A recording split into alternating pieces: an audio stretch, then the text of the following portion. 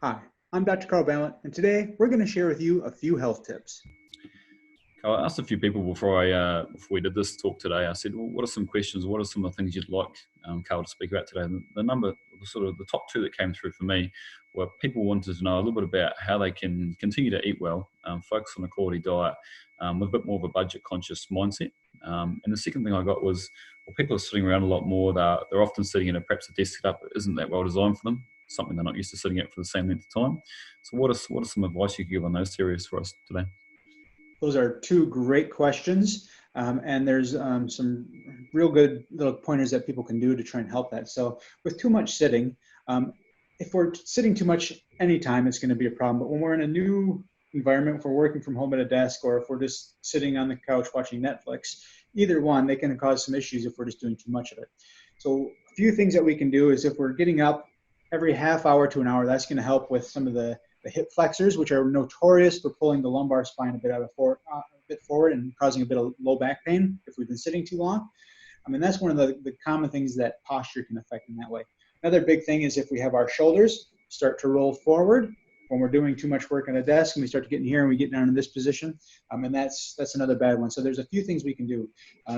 Number one that most of us will have at home that's quite useful is a foam roller. And if we don't have a foam roller, we may even have a piece of PVC piping that's about that big a diameter, about that long. And that, if we lay that on the ground and lay along that foam roller, that PVC tubing, and lay along that between our neck down to our lumbar spine there, and we just let our shoulders open up, that's going to open up the chest, roll that spine out, and make it feel a lot better. And we can roll up and down it and try and get into those ones that are going to be a little bit sore. That's one thing we can do to keep that kind of getting in the right way. The second thing that people can do is an inversion table. If we're getting all tightened up and locked up, inversion tables or some other variant of that are very good things to kind of elongate the spine and open it up and make it feel a lot better. Those are two activities outside of getting up every half an hour and making sure we're being active. That's the number one thing we can do. And moving around, not sitting for too long, but sometimes we have to do that. Those are two things that work really well.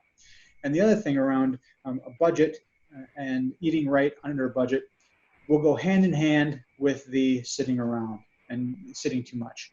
So if we are expending less energy because we're not doing quite as much, because we're locked in our house, what we need to do is eat a bit less then. So we tone back how much we're consuming because we're not burning as much either. And this can help with one of those other goals that we talked about in a previous video, where a lot of people want to decrease their weight a little bit. So if we cut back that amount we're eating and keep it the good quality stuff and just eat less of it, that will be of great benefit. So that's one of the best things we can do is implement the intermittent fasting or skip a meal here and there. And those bits will help a lot and really count the amount of calories that are going into our body each day, because during this time, that is a really important thing to do, because the budget, the health, everything kind of has to be balanced that much tighter.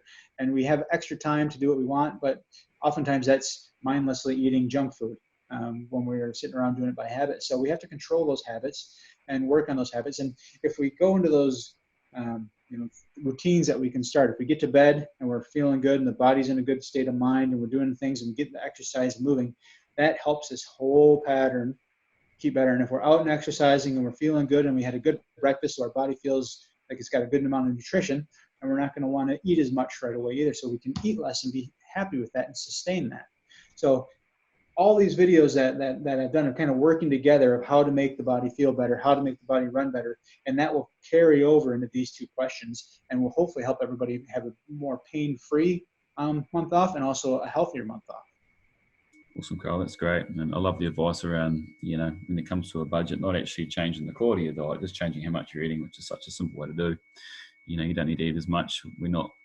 Most cases, we're not having as much cognitive output and as much physical output. So that's great advice, man. Really appreciate that. Thank you. Thank you for watching our video. This has been Dr. Carl Ballant, the Modern Caveman, helping you live your modern day life using wisdom from the past. Thank you.